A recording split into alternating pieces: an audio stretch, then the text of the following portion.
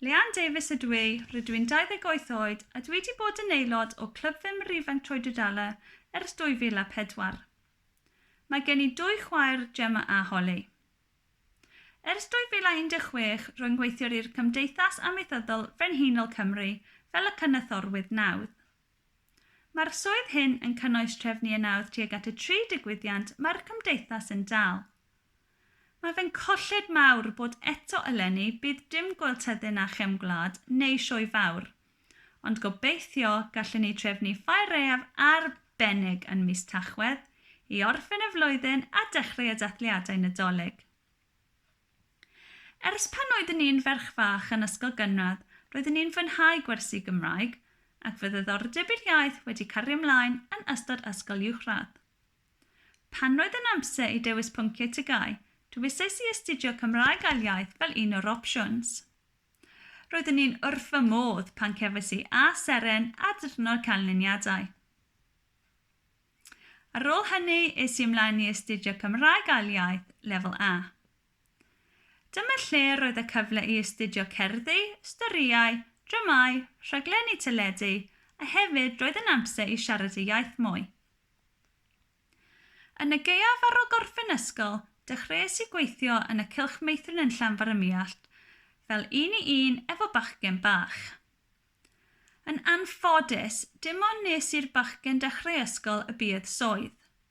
Ond yn ffodus, cyn hynny roeddwn i'n llwyddiannus am dechrau cwrs lefel 3 gofal plant efo mudiad meithrin yn Aberystwyth, efo lleoliad yn y frwd Gymraeg yn ysgol gynradd Llanfair y Muallt. Roedd hyn yn cyfle i dysgu'r iaith yr un pryd â plant, a dyma lle datblygodd fy hyder i siarad, deall ac ysgrifennu y iaith. Rydw i'n diolchgar yn fawr iawn i'r athrawon ac yr ysgol am popeth. Ers ymuno â ffermyr ifanc, dwi wedi bod yn lwcus iawn i cymryd rhan mewn llawer o gystadlaethau a gweithgareddau gwahanol, sydd wedi dysgu a datblygu fy sgiliau gwahanol, yn enwedig siarad cyhoeddus a hyder i trio pethau newydd heb poeni.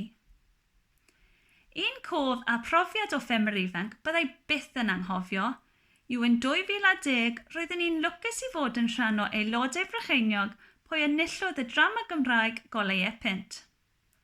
Roedd y cyfle yn amser i dysgu am y digwyddiad pan wnaeth y 54 o ffermwyr wedi gadael eu cartrefi ar yr Epynt am byth oherwydd y fyddin.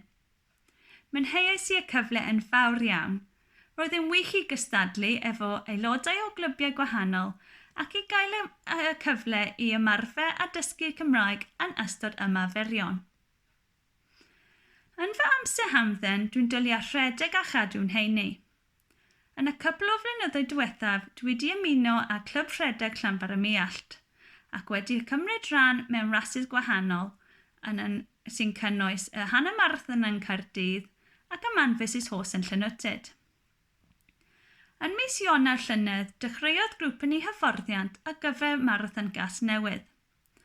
Yn anffodus oherwydd Covid-19, mae'r ras wedi cael ei ganslo 2 waith nawr, ond gobeithio gallwn ni rhoi cynnig ar y her yn mis Hydref eleni. Ond yn anffodus, mae hynny yn golygu lot o'r ymarfer yn y tywydd boeth dros y haf. Hefyd yn fy amser hamdden ac ar y penwythnos ac yn enwedig dros y flwyddyn diwethaf ers bod ar furlough, rydw i'n helpu adref ar y fferm. Ond yn sydyn ac yn annisgwyl, callwais i fy nhad yn mis Rhagfyr. Cafodd ei trawiad ar ei galon.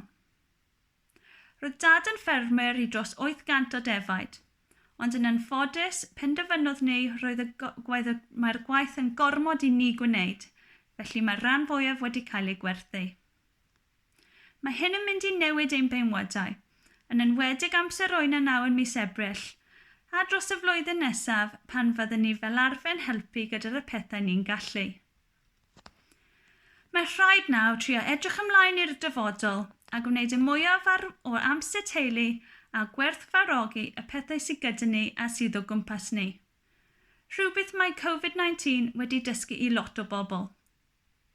Does dim rhaid teithio dros y byd neu cael pethau newydd trwy amser i bod yn hapus neu aniachus. Ond un peth dwi yn edrych ymlaen at yw y diwedd o cloi i lawr. Daw eto hael lafryn. Diolch yn fawr.